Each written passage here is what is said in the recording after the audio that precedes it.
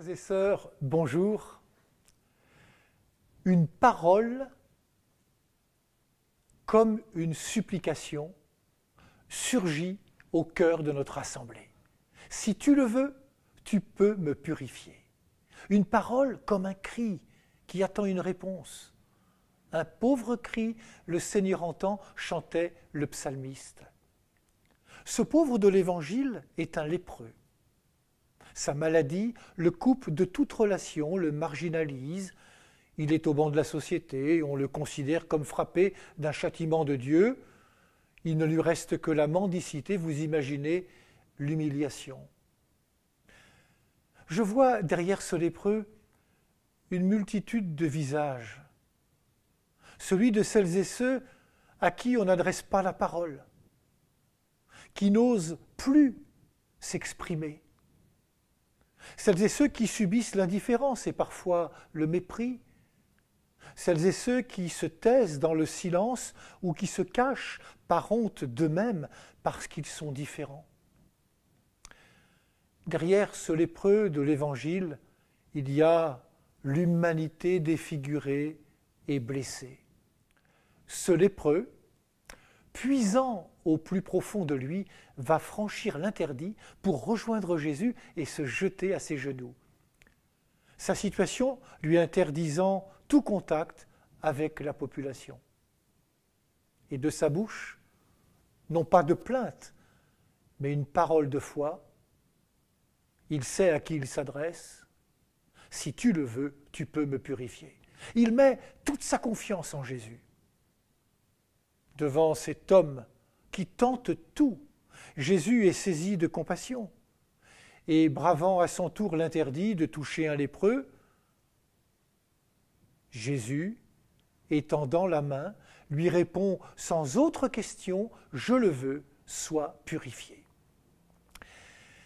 C'est une manière de lui dire « Ta volonté rejoint celle de Dieu qui veut que toute personne ait la vie et qu'il l'ait en abondance. » Comme le dit l'Évangile, ce ne sont pas les gens bien portants qui ont besoin de médecins, mais les malades. Et je ne suis pas venu appeler les justes, dit Jésus, mais les pécheurs.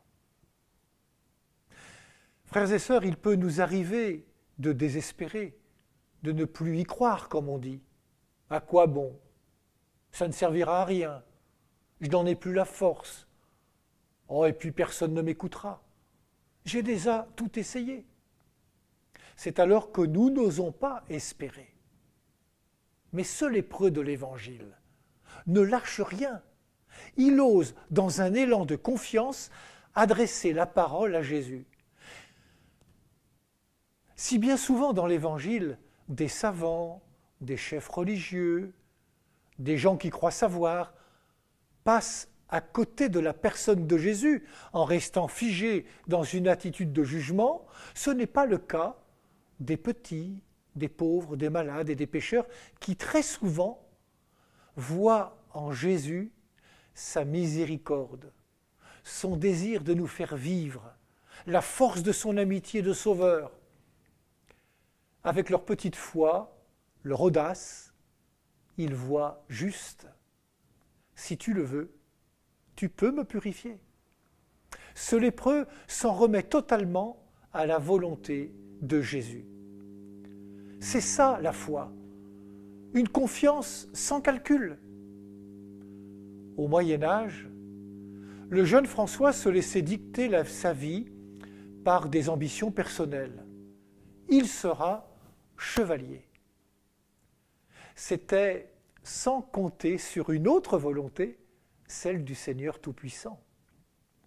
Et c'est dans l'expérience d'une rencontre que le regard de François d'Assise va changer. Le Seigneur met sur sa route un lépreux. François éprouvait du dégoût à la vue des lépreux. Il les fuyait. Un peu plus tard, il écrira dans son testament « Le Seigneur me donna de commencer à changer de vie. Lorsque j'étais dans les péchés, il me semblait extrêmement amer de voir des lépreux. Et le Seigneur lui-même me conduisit parmi eux, et je leur fis miséricorde. Désormais, la vie du jeune François ne sera plus conduite par une volonté de prestige et de puissance, mais par l'attitude même de Jésus dans cet évangile, la compassion. La compassion nous fait oublier la fierté, la puissance, la répugnance et ouvre à la miséricorde. Lorsque Jésus demande aux lépreux de ne rien dire à personne, ce n'est pas une fausse modestie, c'est l'illustration de la manière dont Dieu veut agir en ce monde. Une compassion et une miséricorde, l'humilité et la douceur. Dans quelques jours, à Jérusalem, Jésus aura le visage du lépreux qui est venu se jeter à ses genoux, visage défiguré de celui qui va être cloué sur une croix comme un malfaiteur. Jésus va épouser ce qui défigure l'humain pour le transfigurer par amour pour lui. Comment ne pas oser mettre à notre tour en lui notre confiance? Je vous souhaite une bonne semaine à toutes et à tous et prenez bien soin de vous et des autres.